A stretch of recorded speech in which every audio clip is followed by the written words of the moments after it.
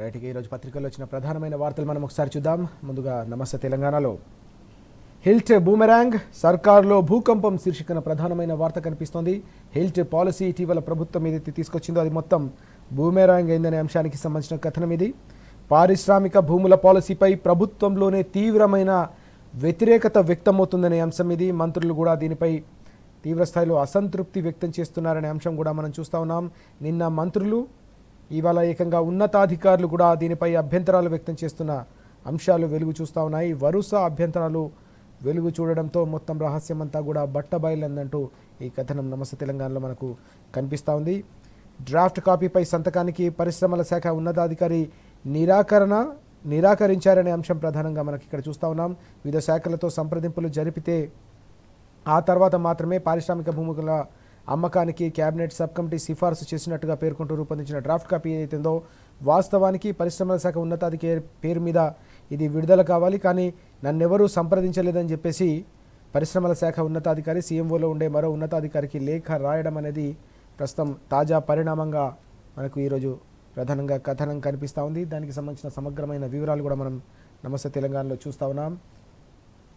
పలు శాఖలతో sub committee చర్చించిందంటూ draft policy తీరును తప్పుబడుతూ డ్రాఫ్ట్పై సంతకానికి పరిశ్రమల శాఖ ఉన్నతాధికారి ససేమిరా అంటూ ఈ వార్త కనిపిస్తుంది.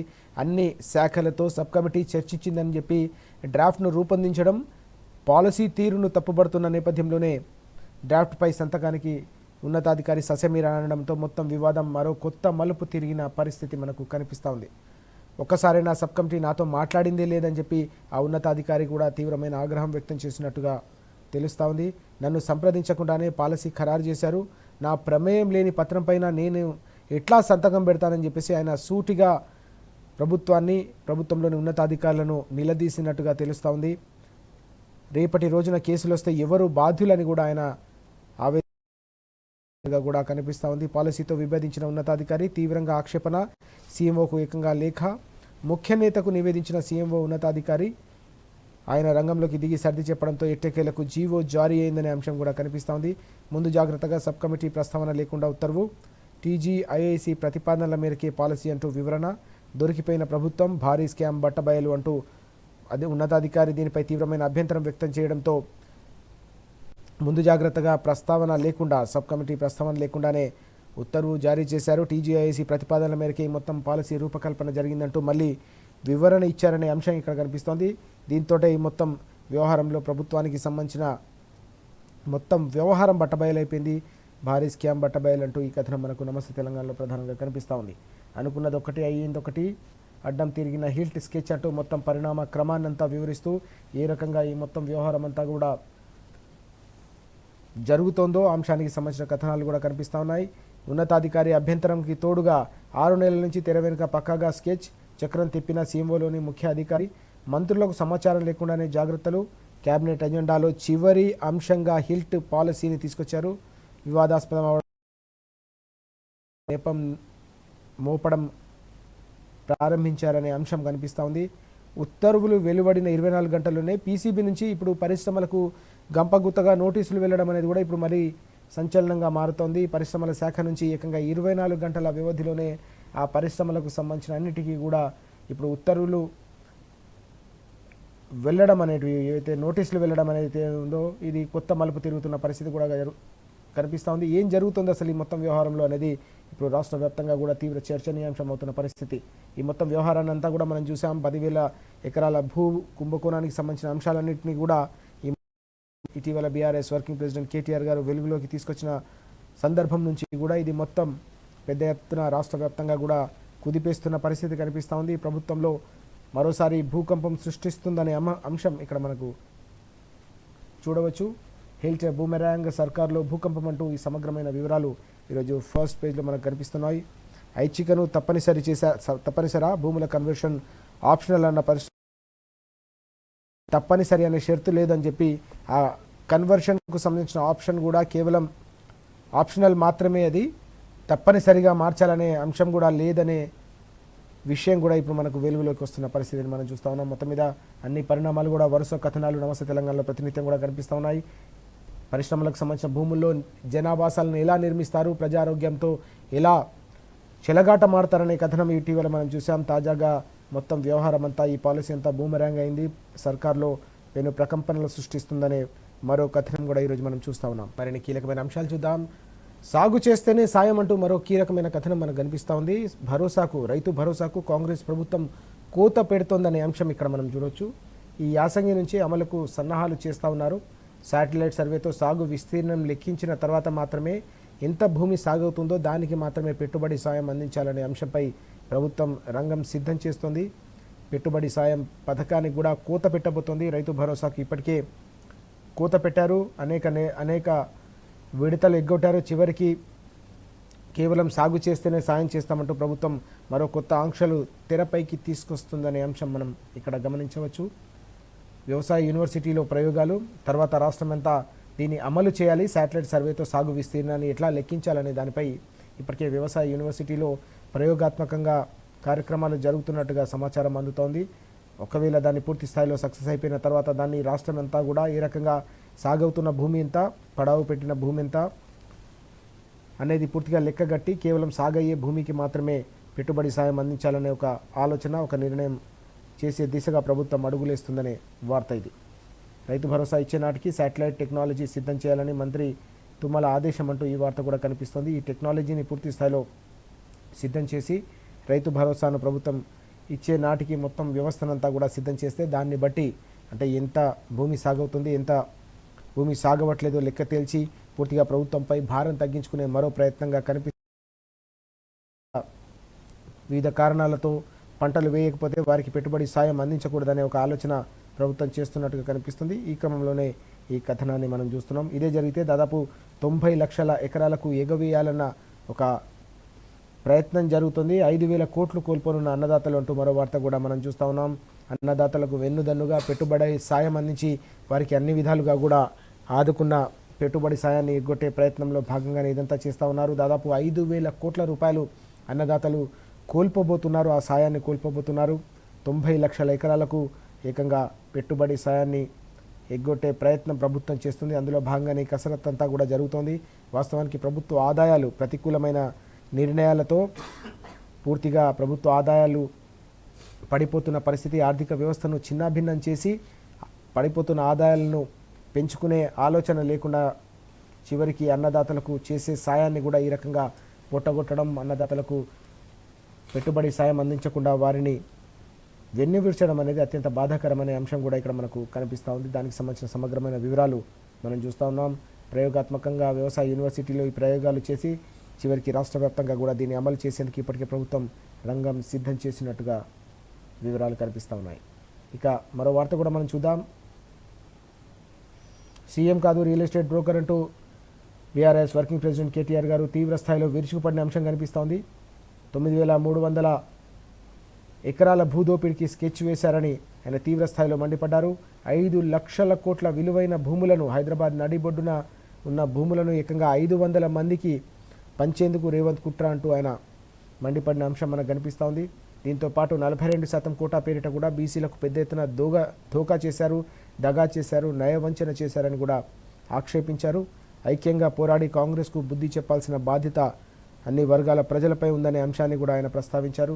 కేసీఆర్ పాలనలోనే పాలమూరుకు న్యాయం జరిగిందనే విషయాన్ని కూడా గుర్తు చేసిన సందర్భం. దాదాపు 90-95% పాలమూరు రంగారెడ్డి ప్రాజెక్టును పూర్తి చేస్తే కనీసం ఒక్క చుక్కను కూడా ఇప్పటివరకు ఎత్తిపోయకుండా పూర్తిగా పాలమూరును, దక్షిణ తెలంగాణను దగా చేస్తున్నారు ఈ ప్రభుత్వం, ఈ ముఖ్యమంత్రి అని కూడా ఆయన మండిపడ్డారు. రేవంత్ చేసింది శూన్యమని కూడా ఆయన విరుచుకుపడిన అంశం మనకు కనిపిస్తూ ఉంది. కేసీఆర్ తిరిగి సీఎం కావడం ఖాయమని మరోసారి 4 కోట్ల ప్రజల ఆకాంక్ష ఏ రకంగా ఉందో ఆయన మరోసారి కుండబద్దలు కొట్టి చెప్పిన సందర్భం కూడా కనిపిస్తూ ఉంది. బీఆర్ఎస్లోకి అనేక మంది బీజేపీ అలాగే కాంగ్రెస్ నేతలు నిన్న తెలంగాణ భవన్ వేదికగా చేరిన సందర్భం. కల్వకుర్తి మాజీ ఎమ్మెల్యే జైపాల్ గారి ఆధ్వర్యంలో ఈ చేరికల ప్రక్రియ అంతా కూడా కొనసాగిన సందర్భం కూడా మనకు కనిపిస్తుంది. రానున్న 2028 సాధారణ ఎన్నికల్లో బీఆర్ఎస్ గెలుపును ఎవరు కూడా ఆపలేరని ఈ సందర్భంగా కేటీఆర్ గారు స్పష్టం చేసిన అంశం కూడా కనిపిస్తూ ఉంది. మొత్తం మీద ఓవైపు పార్టీలో చేరికలు కొనసాగుతున్నాయి. రానున్న రోజుల్లో కూడా పూర్తి స్థాయిలో కమిటీలు వేసుకొని ముందుకు సాగాలని కూడా పార్టీ ఆలోచిస్తుందనే అంశాన్ని కూడా ఈ సందర్భంగా ప్రస్తావించిన సందర్భం మనం చూస్తూ ఉన్నాం. దీనికి తోడుగా దీక్షా దివస్ కూడా రాబోతున్న నేపథ్యంలో దీక్షా దివస్ స్ఫూర్తితో ప్రభుత్వంపై ఈ అవినీతిపై కుంభకోణాలపై పోరాటం చేయాలని పార్టీ శ్రేణులకు ప్రజలకు కూడా ఆయన పిలుపునిచ్చిన సందర్భం కూడా కనిపించింది. ఏ రకంగా 6 దశాబ్దాల కలను సాకారం చేసేందుకు 14 ఏళ్ల పాటు నిర్విరామంగా ఉద్యమాన్ని నడపడమే కాకుండా లక్ష్యానికి చేర్చి ఏకంగా తెలంగాణ సాధించడమే కాకుండా తెలంగాణ ప్రజల ఆకాంక్ష మేరకు 10 ఏళ్ల పాటు ఒక స్వర్ణయుగం లాంటి పాలన అందించిన కేసీఆర్ గారిని మరోసారి తెచ్చుకునేందుకు రాష్ట్ర ప్రజలంతా కూడా సిద్ధంగా ఉన్న నేపథ్యంలో ప్రజల ఆకాంక్షల మేరకు తప్పకుండా రానున్న రోజుల్లో కూడా కార్యక్షేత్రంలో కార్యకర్తలు కథం తొక్కాల్సిన అవసరం ఉందనే అంశాన్ని ఈ సందర్భంగా కేటీఆర్ గారు ప్రస్తావించిన వివరాలన్నీ కూడా మనకి ఇక్కడ కనిపిస్తూ ఉన్నాయి. ఆ అంశానికి సంబంధించిన కథనాన్ని మనం ఇక్కడ చూడవచ్చు. జీవో 9 ఉండగానే జీవో 46 ఎందుకు విడుదల చేశారనే అంశం ఇక్కడ ప్రధానంగా కనిపిస్తోంది. బీసీ రిజర్వేషన్లకు సంబంధించిన అంశంపై కాంగ్రెస్ నయవంచన చేసింది. ఊరించి చివరికి ఉసూరుమనిపించింది. 17% తక్కువగా బీసీలకు రిజర్వేషన్లు కల్పించారు. చట్టబద్ధంగా 42% రిజర్వేషన్లు కల్పిస్తామని హామీ ఇచ్చి చివరికి సగానికి పైగా కూత పెట్టిన కాంగ్రెస్ పార్టీకి తప్పకుండా రానున్న పంచాయతీ ఎన్నికలు కావచ్చు, స్థానిక ఎన్నికలు కావచ్చు, ఆ తర్వాత జరిగే ప్రతి ఎన్నికలు కూడా బీసీలు గుణపాఠం చెప్తారు. ఈ నయవంచనను ఎట్టి పరిస్థితుల్లో కూడా వెనుకబడిన వర్గాలు క్షమించవని బీసీ సంఘాలన్నీ కూడా మండిపడుతూ నిన్న కూడా ఆందోళన పదాన్ని కొనసాగించాయి. ఈ క్రమంలోనే కోర్టు తేల్చకముందే సర్కారే కుదించింది అంటూ మరోసారి భగ్గుమన్న పరిస్థితి. మరి ఎందుకు 42% పెంచినట్టు ఇప్పుడు ఎందుకు బీసీ కోటా కుదింపు చేశారు? హైకోర్టు ఆదేశాలే కారణమని సాకులు. డెడ్లైన్ ముగిసిన 2 నెలలకు హడావిడి. కోర్టుపై నెపం నెట్టేందుకు కాంగ్రెస్ యత్నం. అధినేత రాహుల్ గాంధీకి పూర్తిగా ఈ మొత్తం వ్యవహారంలో మౌనం వహించడం అనేది ఈ మొత్తం విషయంలో కాంగ్రెస్ పార్టీకి చిత్తశుద్ధి లేదని మరోసారి రుజువు చేస్తుందని నిన్న బీసీ సంఘాలన్నీ కూడా మండిపడ్డాయి. పార్లమెంట్లో కేంద్రాన్ని ప్రశ్నించని వైనం. బీసీలకు కాంగ్రెస్ సర్కారు ధోకా చేస్తుంది. నిజంగానే కాంగ్రెస్ పార్టీకి చిత్తశుద్ధి ఉంటే 200 మందికి పైగా ఉన్న ఆ కూటమి ఎంపీలు ఎందుకు ఈ అంశంపై గలమెత్తడం లేదు? కేంద్ర ప్రభుత్వాన్ని నిలదీయడం లేదు?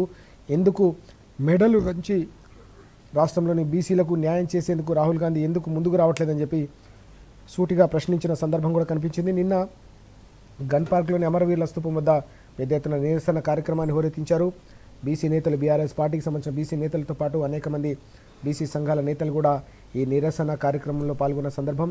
కాంగ్రెస్ది దోపిడీ పాలన, జీవో 46 అమలు తీవ్ర అన్యాయం అంటూ మాజీ మంత్రి శ్రీనివాస్ గౌడ్ తీవ్రస్థాయిలో విరుచుకుపడిన అంశం కూడా ప్రధానంగా మనకి ఈరోజు పత్రికల్లో కనిపిస్తూ ఉంది. ఆ అంశానికి సంబంధించిన వివరాలు కూడా మనం చూస్తూ ఉన్నాం. ఇంకోసారి తెలంగాణ టుడే చూద్దాం. KTR blast Revanth for Palamuru irrigation vows అంటూ వార్త మనకు కనిపిస్తూ ఉంది. Holding chief minister A Revanth Reddy squarely responsible for the continued hardships of people in the Palamuru region, including his home district Mahbub Nagar. BRS Working President K.T. Ramarao on Thursday said the Congress government had abandoned the Palamur Rangareddy Lift Irrigation Scheme, a flagship program that was the top priority of the previous BRS regime అంటూ ఈ వార్త. గత ప్రభుత్వంలో అత్యంత ప్రతిష్టాత్మకంగా ప్రాధాన్యత క్రమంలో అగ్రభాగాన ఉంచి పాలమూరు రంగారెడ్డి ప్రాజెక్టును 95% వరకు పూర్తి చేస్తే ఈ ప్రభుత్వం వచ్చాక 2 ఏళ్లలో 24 నెలల్లో కనీసం ఒక్క నీటి బొట్టును కూడా ప్రభుత్వం ఎత్తిపోయలేదు. పాలమూరుకు, దక్షిణ తెలంగాణకు ముఖ్యమంత్రి పూర్తిగా రైతుల ఆకాంక్షలకు, రైతులకు సంబంధించిన సాగునీటి కష్టాలను తీర్చడంలో పూర్తిగా విఫలమయ్యారు.